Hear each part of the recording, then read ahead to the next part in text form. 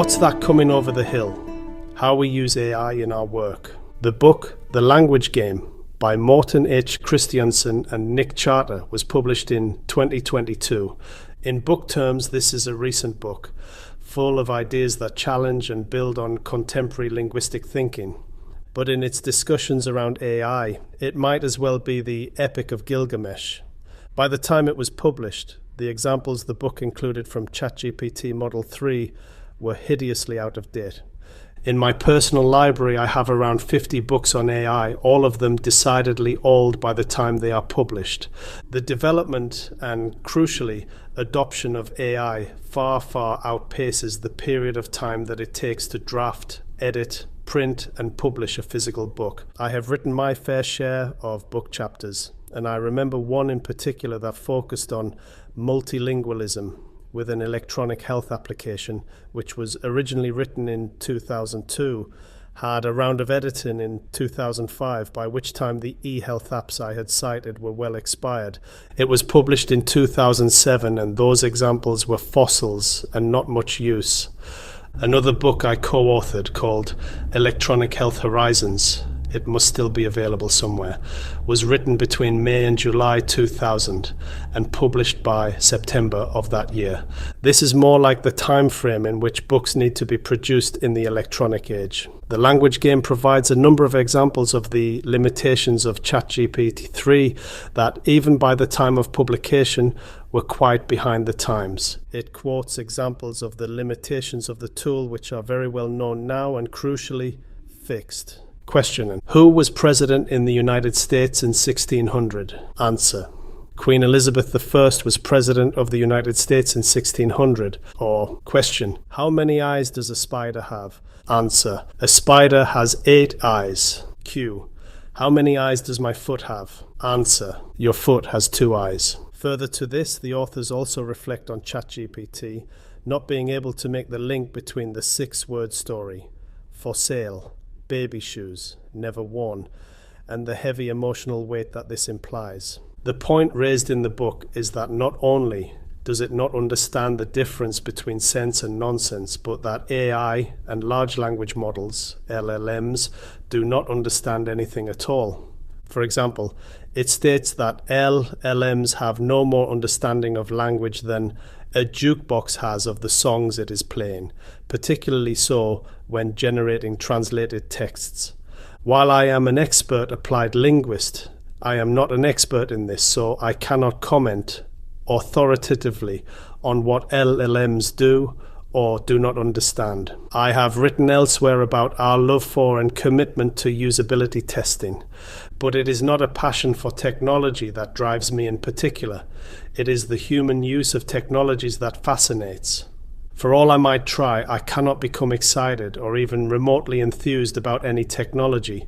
For me, they are just something you use to get stuff done. So when I approach any kind of human factor input of a digital tool or device, I always see it from the perspective of the naive user.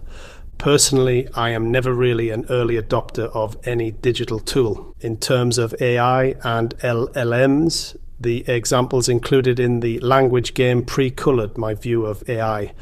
I was already weary about the dependence on translation memory tools by LSPs, and that over-reliance and blind deployment of them can cause havoc during testing phases, like cognitive debriefing. So, when the first ChatGPT model was unveiled for general use, I was more interested in what press articles and people were saying about it rather than using it myself. Until I did. And my working and personal life has never been the same since, for the better. For the better does not even come close. It is more like a personal revolution. That phrase, for sale, baby shoes, never worn, was attributed to Ernest Hemingway. It is a 6-word story, and it tasks the reader to put together the context and even the beginning and how it ends. It turns out that Hemingway's authorship was a myth, but there is a similar micro-story by the Guatemalan writer Augusto Monterroso. It is called El Dinosaurio, the dinosaur, published in 1959. It goes like this: Cuando despertó, el dinosaurio todavía estaba allí. When he awoke, the dinosaur was still there. That is the entire story. Its proposition and open-ended nature invite the reader to make up their own narrative. Not only for each person, but each time this line is mentally explored, a different storyline might emerge, a different beginning, middle, and ending, unique to a personal thought at a given time. There is a lot to unpack here and a lot that ought not to be taken for granted. Is the dinosaur real or part of a surreal dream? Does it represent trauma? Does being still there represent some kind of failure? Who says the dinosaur has to be a bad entity, its presence causing distress? It could be the protagonist's companion, like Puff the Magic Dragon, and its presence brings comfort. And who is the protagonist? An adult, a child? The standard translation into English contains an inherent bias. It puts the protagonist as a male. When he woke up. The Spanish does not say that at all. It is ungendered. This is an example of cultural coating, the unintended shade of meaning that a word might acquire during the translation process. The point is that AI is very much like the effect that this micro-story has on the imaginations of people. The story can be completed according to the individual's fears, biases, memories, and worldview. It holds up a mirror to the reader.